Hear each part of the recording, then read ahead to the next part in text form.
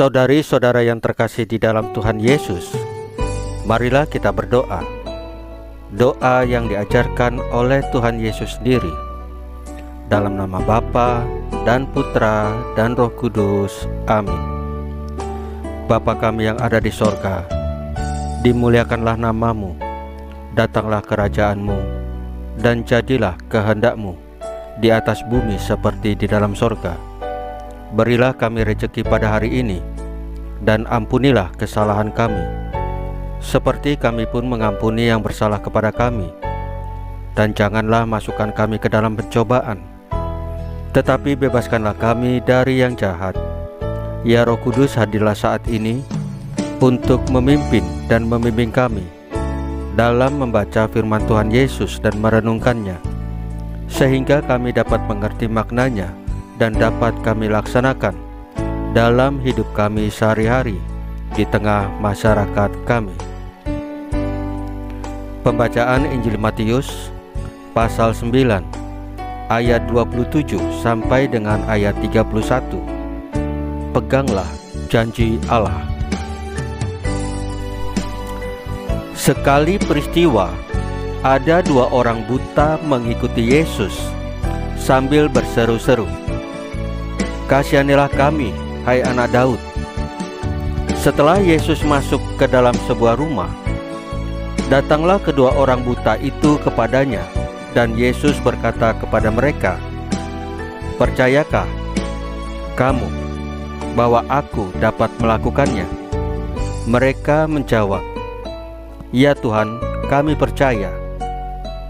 Lalu Yesus menjamah mata mereka sambil berkata, "Jadilah kepadamu menurut imanmu." Maka meleklah mata mereka, dan Yesus pun dengan tegas berpesan kepada mereka, katanya, "Jagalah supaya jangan seorang pun mengetahui hal ini." Tetapi mereka keluar dan memasyurkan dia ke seluruh daerah itu. Demikianlah sabda Tuhan. Terpujilah Kristus. Saudari-saudara yang terkasih di dalam Tuhan Yesus, di dalam situasi pandemi saat ini, banyak terjadi krisis sosial, bahkan krisis iman. Banyak orang mempertanyakan Allah yang Maha Baik dan Maha Kuasa. Saudari-saudara yang terkasih di dalam Tuhan Yesus, di dalam situasi pandemi saat ini, banyak terjadi krisis sosial, bahkan krisis iman. Banyak orang mempertanyakan Allah yang Maha Baik dan Maha Kuasa. Pengalaman kegelisahan dan ketidakberdayaan juga dialami oleh Israel. Namun, di balik kegelisahan ini, Yesaya tetap memberikan harapan kepada Israel bahwa Allah akan memberikan rahmat-Nya dengan aneka berkat. Misalnya, orang bisu bisa berbicara, orang tuli bisa mendengar, dan orang buta bisa melihat. Allah tidak membiarkan umat-Nya berada dalam penderitaan. Janji Allah itu secara sempurna digenapi oleh Yesus dengan menyembuhkan dua orang buta.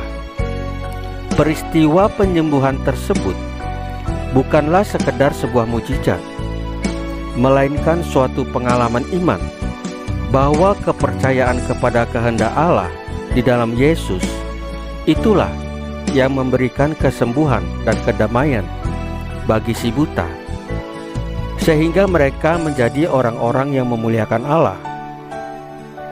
Benar bahwa tanda hati yang damai tidak lain adalah kemampuan untuk memuliakan Allah dalam situasi apapun. Gereja yang merupakan tanda kehadiran Kristus juga memiliki tugas yang sama untuk senantiasa meyakinkan bahwa janji Allah akan keselamatan tetap berjalan. Cara gereja untuk meyakinkan akan janji Allah itu, khususnya dalam situasi sulit ini, tidak lain adalah dengan hadir dalam aneka situasi sosial. Kehadiran gereja dan pendampingan pastoral dalam masa pandemi. Misalnya, memberikan peneguhan sehingga umat tetap gembira dan merasakan damai bersama Allah karena percaya bahwa gereja menghadirkan Kristus. Saudari-saudara yang terkasih di dalam Tuhan Yesus, marilah kita berdoa. Allah yang Maha Rahim, dampingilah selalu gerejamu agar senantiasa hadir dan menyertai umatmu dalam pensiarahan di bumi ini, sehingga tetap setia untuk mencapai kemah abadi di sorga. Salam Maria, penuh rahmat, Tuhan sertamu. Terpujilah engkau di antara wanita, dan terpujilah buah tubuhmu Yesus. Santa Maria Bunda Allah, doakanlah kami yang berdosa ini, sekarang dan waktu kami mati. Ya Tuhan Yesus, tambahkanlah iman kami hanya kepadamu saja, karena Engkau adalah Tuhan dan Juru Selamat kami satu-satunya. Tidak ada yang lain. Dalam nama Bapa dan Putra dan Roh Kudus. Amin. Saudari-saudara yang terkasih di dalam Tuhan Yesus, bacaan firman dan renungan hari ini sudah selesai. Tuhan Yesus memberkati kita semua.